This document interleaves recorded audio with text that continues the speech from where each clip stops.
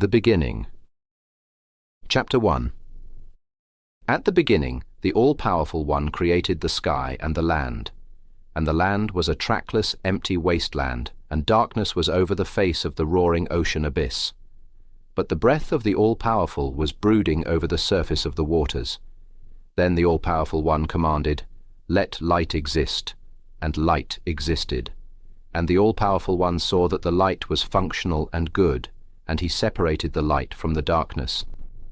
The all-powerful One named the light day, and the darkness he named night. And there was evening, and there was morning, day 1.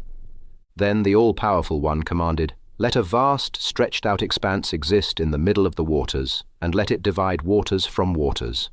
And the all-powerful One drove open the expanse, separating the waters beneath the expanse from the waters above the expanse. And it was so. The all-powerful One named the stretched-out expanse sky, and there was evening, and there was morning, a second day. Then the all-powerful One commanded, "Let the waters beneath the sky be bound and gathered into one place, and let the dry, solid ground appear." And it was so. The all-powerful One named the dry ground land, and the gathered waters he named seas. And the all-powerful One saw that it was functional and good. Then the all-powerful One commanded, "Let the land burst forth with vegetation, plants yielding seed, and fruit trees on the land bearing fruit containing its own seed, each according to its own kind." And it was so.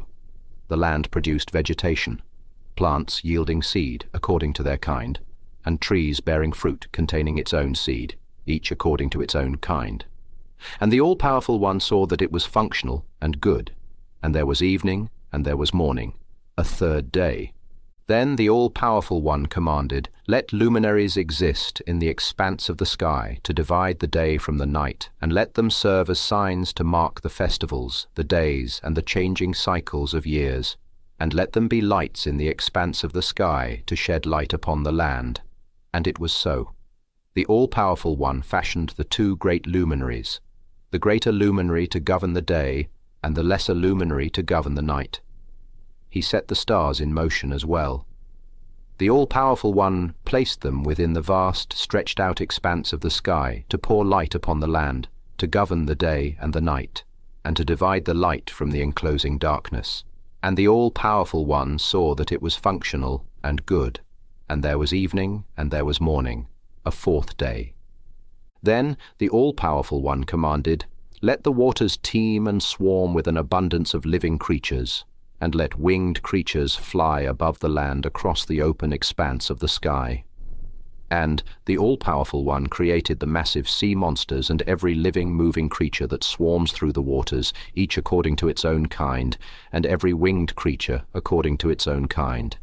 And the all-powerful One saw that it was functional and good. Then the all-powerful One endowed them with the power of life, saying, "Be fruitful and multiply, fill the waters of the seas, and let the winged creatures multiply upon the land."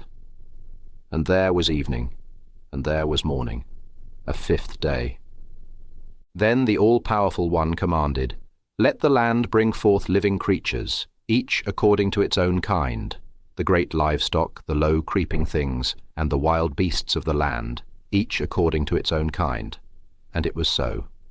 The all-powerful One fashioned the wild beasts of the land according to their kind, the livestock according to their kind, and everything that creeps along the ground according to its kind. And the all-powerful One saw that it was functional and good.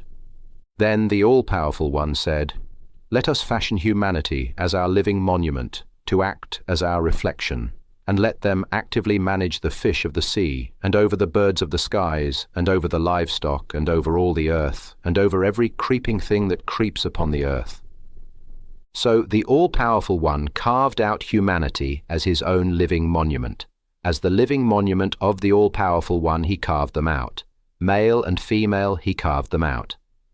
Then the all-powerful One endowed them with the power of life, and the all-powerful One said to them, "Be fruitful and multiply, fill the land and tame its wildness, actively manage the fish of the sea, the winged creatures of the sky, and every living creature that moves upon the ground."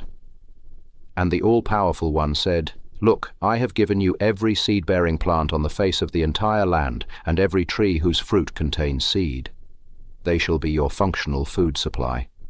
And to every wild beast of the land, to every winged creature of the sky, and to everything that creeps upon the ground, everything that contains an active life soul, I have given every green plant for food. And it was so.